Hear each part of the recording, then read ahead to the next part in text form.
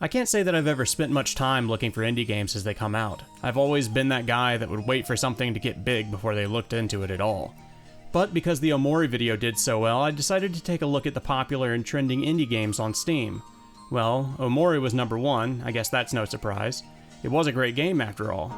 But the second one is a game called Ratatouille? I don't even know where to start with this one. Ratatouille is a deck builder game. If you're unfamiliar with deck builders, they're a very common type of tabletop game. They play very different from other card games in that you start out with cards that give you the resources that you use to spend on the rest of the cards in the deck, kind of like the Pokemon card game, but your whole deck starts out as energy cards. In Ratatouille, your main basic cards are cheese and houses. Cheese gives you gold, and houses gives you citizens. Gold and citizens are from then on the two main resources. Well, Ratatouille calls them Radissons, but I'm not doing that. So you have cheese to give you gold, gold to buy houses, and houses to give you citizens. Then a combination of gold and citizens are spent to do absolutely anything else. Most of these anything else cards are given to you for completing tasks such as killing monsters or buying them at wandering travelers. This is not what I thought I was in for in this setting. I knew that it was a deck building game, but what I didn't know was that Ratatouille is a tower defense game. On top of all this, Ratatouille markets itself as a roguelite and a city builder, which it is neither.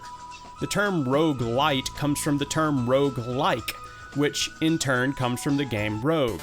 The meaning of roguelike should then be obvious. It's like the game Rogue. Roguelite would mean that the game is like Rogue, but also is a light form of Rogue that maybe only takes a few of Rogue's qualities. The only thing that Ratatouille has in common with Rogue at all is that the game is meant to be played many times. This doesn't make a game a roguelite. By this measure, Pokemon Snap is a roguelite. As far as city builders go, Ratatouille isn't a city builder either. The game has building mechanics for placing down buildings during each run, each of which give you a different boon, and you have everything from a farm that gives you money every 2 minutes to a guard tower that attacks enemies that get near it. Yet again, if this game is a city builder, then so is StarCraft. Oh shit, here we go. Ladies and gentlemen, 3, 2, 1! No, Ratatouille is more of a real-time strategy tower defense game, with a coat of paint on it to make you think that you're building a city. So I'm sure you understand by now that the marketing for this game is pretty untrustworthy. I'm at a total loss as to why they would try to market their game this way. Speaking of losing, Ratatouille is one of those games that expects you to lose. They expect you to lose a lot. Then depending on what wave of enemies you got to during your run, then they give you different rewards that will make your next run easier. Each of these will be new cards that are added to the pool of purchasable cards in your game. One thing this game does well, though, is that there are several different beginning decks, or characters, to play, creating different ways to play the game. Kind of like how Risk of Rain has different characters you can start as, Ratatouille has different decks you can start with. This does add some replayability to the game and some measure of different play styles for characters to use. This is one of the only ways that Ratatouille combines both tabletop deck building games and video games. I say one of the only ways because almost everything that is specifically video game about Ratatouille is made using a mobile game model. Almost like they had a checklist on what makes a mobile game. The game actually isn't available on any mobile platform, but there are plans for a mobile release in the future. Let me expand on what I mean by mobile game design. The game is played on a 2D plane. You can scroll from left to right, and in the center is Town Hall. Your goal is to build to the left and to the right of Town Hall to expand your domain. There are tree stumps every few inches on the screen to mark a certain distance away from Town Hall. This is where you build a wall. These walls act as tower defense points. Each enemy will try to get past them by breaking them down, and you assign guards to each wall in an effort to stop them. If the enemies get to Town Hall, the game is over. A lot of time is spent scrolling from the far right of the screen to the far left of the screen. Thankfully, the Q and E keys work as hotkeys to allow you to go from the far right to the far left points of the screen. Whenever the wave of enemies attacking the wall is taken care of, the spoils drop on the ground. To get these spoils, you're expected in very mobile game fashion to click the treasure to open the box and pick your reward. Then pick from the options they gave you to modify your deck. Several other things stood out to me as very mobile game inspired, but there is one in particular that I want to tell you about. Ratatouille has events that pop up from time to time in the same way that 4X games do. Events happen randomly in your town, and as the leader, you get to decide how to react to them. The downside to this is that the game is severely lacking in events, and in the few hours I played, I saw the same events over and over. One event that I experienced was that the butterflies in my city had very beautiful wings, and for a certain amount of time, whenever I clicked on the butterflies, I would get a certain amount of gold. Butterflies are always in the background of your town, just acting as filler background elements to give the game some life, but now, if you click them, they give you money. This isn't gameplay, this is something that you give to cats on an iPhone. I've seen actual babies do this. This is barely a gameplay mechanic. The butterflies aren't hard to click, they aren't fast, they're just there. I would liken this to giving a baby an iPad with bubbles that pop when you touch them. That's the amount of depth that we're dealing with here.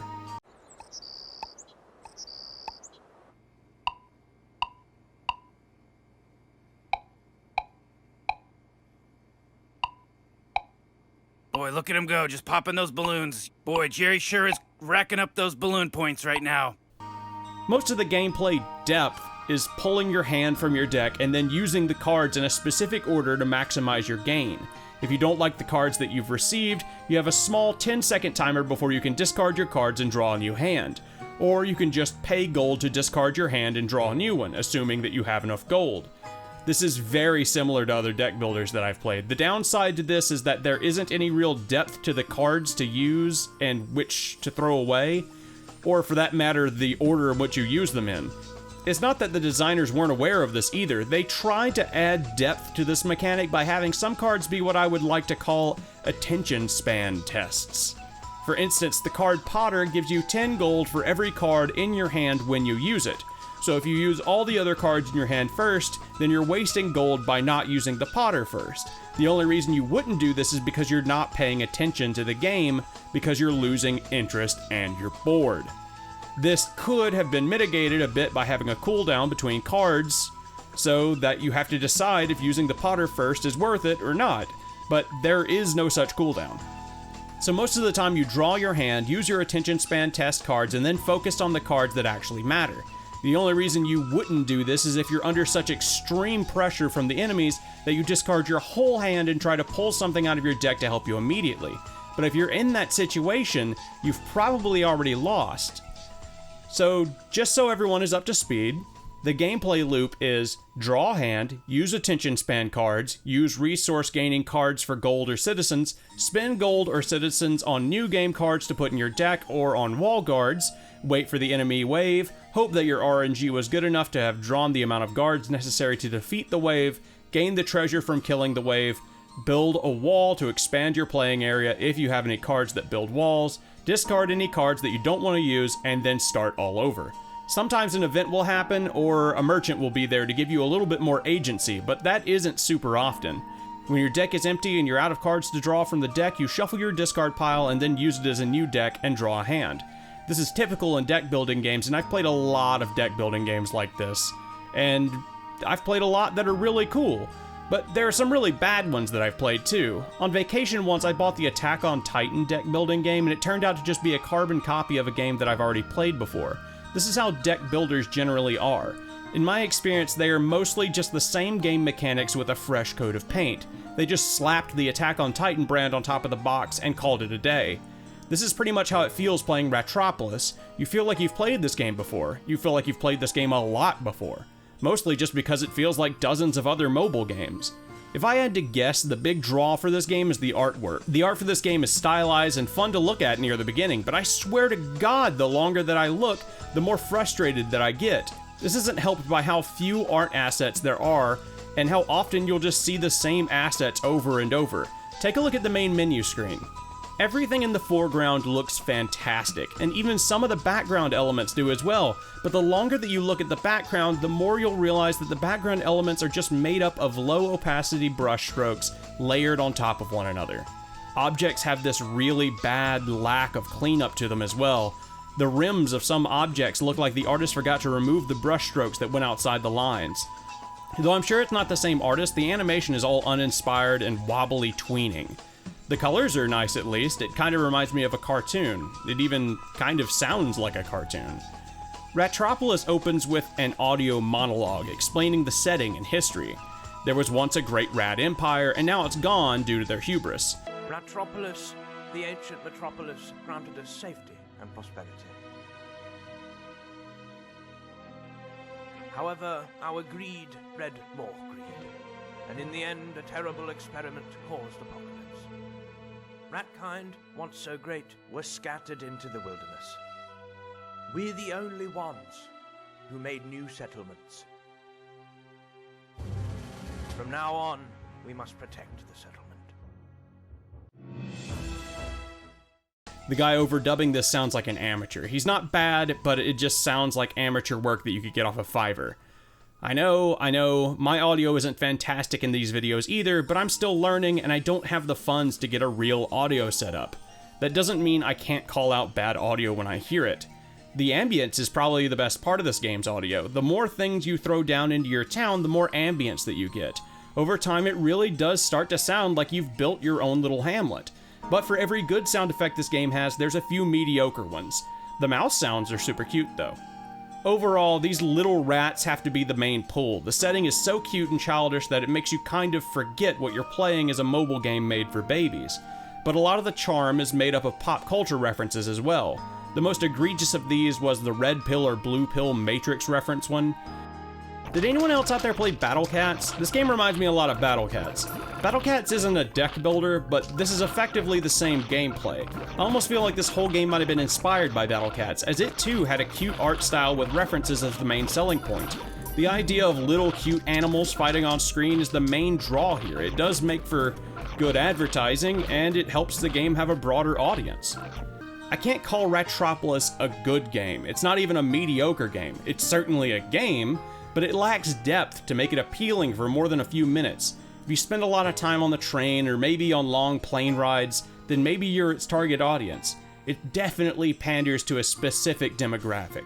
If you like short bursts of gameplay, something familiar with very little depth, or maybe just stuff with small cute little animals doing small cute things, then I guess this is for you. The real deciding factor for me is the art assets. For a game like Ratropolis, having these unfinished and lazy art assets kind of kills the main selling point. At the end of the day, the actual game here is just a mediocre phone game that has been made a million times before. The high point is definitely the audio. I mean, it's not fantastic, but it's serviceable. Outside of that monologue, of course. I can't help but feel like if I were younger and had never played a deck building game before, then this game would stand out a lot more to me. But for the moment, I feel like not only have I played this game before, but I also have 3 copies of it on my shelf.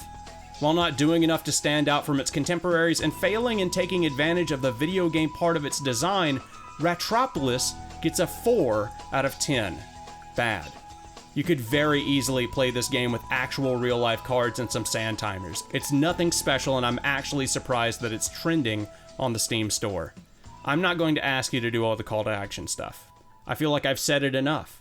And hearing people say the "if you like this video" speech is getting old. I've got to come up with something to say that isn't so generic and annoying. Obviously, I still want you to subscribe or like the video, but I don't want to say something so basic and uninteresting. I guess this is where I would ask you to leave a comment on the video and tell me how I should do the call to action. I guess this is where you click off the tab. I guess this is where I stop existing in your mind until I make another video. Maybe this is the last time we'll ever see each other. But I can't see you at all. I don't know you. I can't hear you or feel you. That will never change. It will always be this way. Always lonely. Always just an empty room and a microphone. Don't leave. I love you.